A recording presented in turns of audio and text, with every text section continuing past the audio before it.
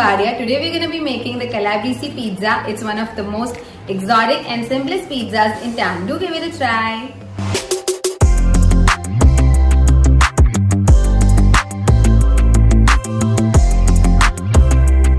So first, let's quickly make the pizza sauce, and for that we will keep some water to boil. As the water starts bubbling, we add in the tomatoes by cutting them into halves.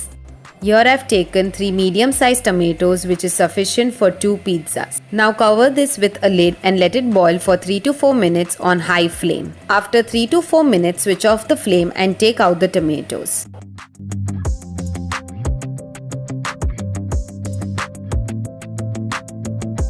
Now peel off the skin and roughly chop the tomatoes.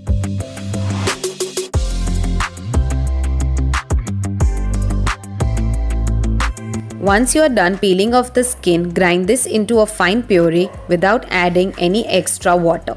Now heat a tablespoon of olive oil. You can also use the regular odorless oil. Now add in the grinded tomato puree and cook it well for a minute or 2 on medium to high flame.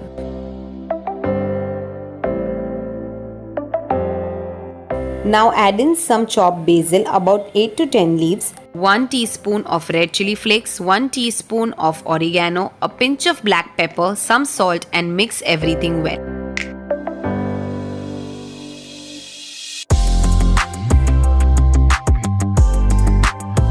Now cover this with a lid and let it cook 2 to 3 minutes on a medium flame.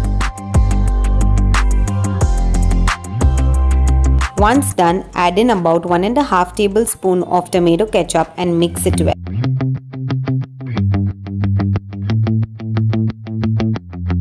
The pizza sauce has got a nice consistency and is all ready, so keep it aside and heat some butter in another pan on medium flame. Now we are going to lightly roast the pizza base. For that, I am using a wooden handle, and make sure you lightly roast on both the sides, ensuring that it turns golden brown.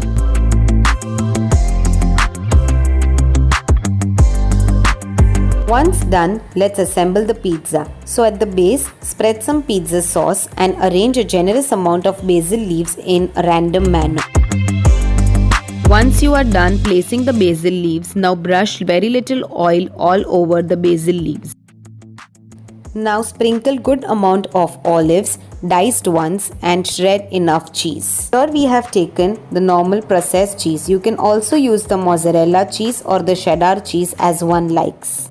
Now let's place the assembled pizza in a pan and cook it on a low flame. Also cover the pan with a lid and cook until the cheese melts.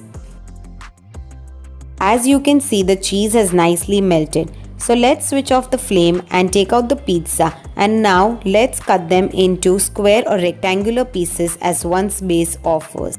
Our Calabrese pizza is all ready. Just 2 toppings and yet so exotic. I'm sure you would love it. So try it out soon and let us know how did you like it in the comment section below. Thank you.